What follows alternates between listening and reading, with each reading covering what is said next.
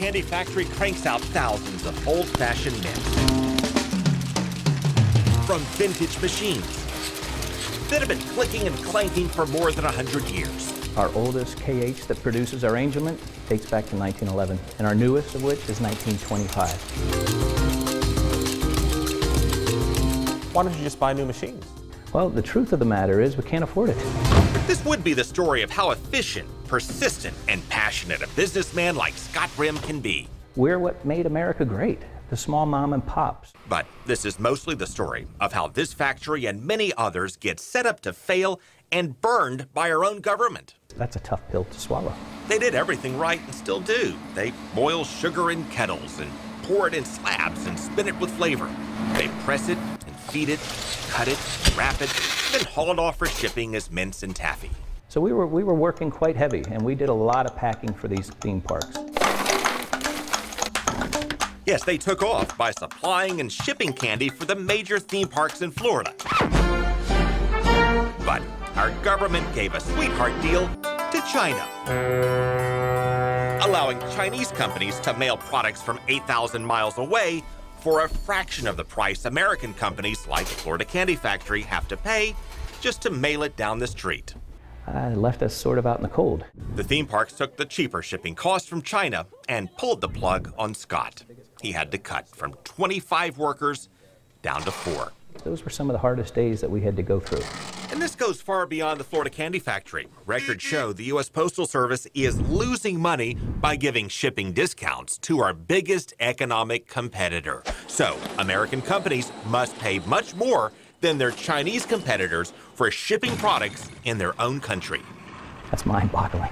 I'd love to hear from the politicians as to how is that possible. Good luck with that.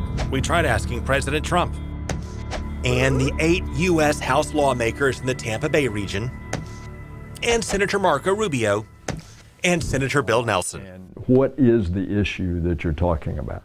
At least he asked us to explain it and told his office to get back to us, but his office never did. You know, I don't know the answer to that. Meanwhile, his challenger, Governor Rick Scott, ignored our question altogether. Oh, gosh. Politicians either don't want to talk about this or they don't even know about it.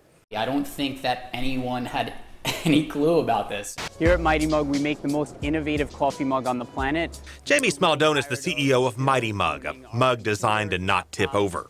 The Postal Service charges him around $6 to ship each one from his warehouse in New Jersey to customers around the nation.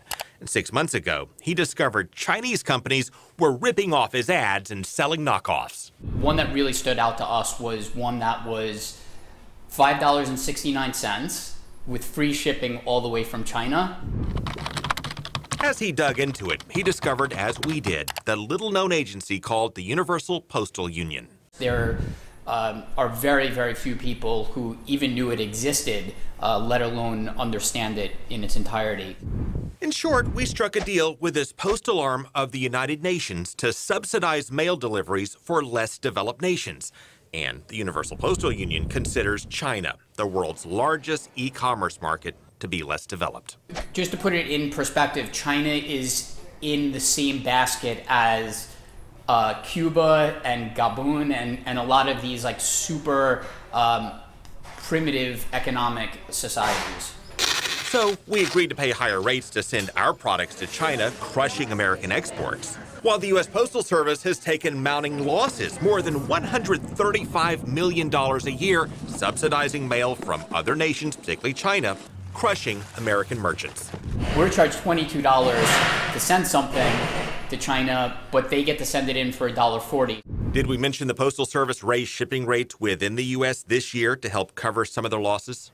It's something so bad for American businesses that you don't think that something so stupid could exist in our government. Jamie says that's $6.30 for shipping a Mighty Mug from New Jersey, or $1.40 to get the knockoff from Shanghai. And when he started asking the politicians about this, he said most had no idea. It's an insane thing, that's for sure. While Mighty Mug, Florida Candy Factory, and so many others are paying for it. And I've had more times than not customers call me saying that I'm ripping them off somehow because I'm charging too much for freight. Leading leaving us with something American entrepreneurs thought they would never have to say in America. We have ingenuity, we have hard workers. We just need the same opportunity, the same chance As China. as China. The U.S. Postal Service is raising rates for international deliveries, but manufacturers say it's not enough. We did find one senator, by the way, who opposes the discounts for China, U.S. Senator Bill Cassidy of Louisiana. He wants to end the subsidies for international shipments. A federal audit breaks down losses.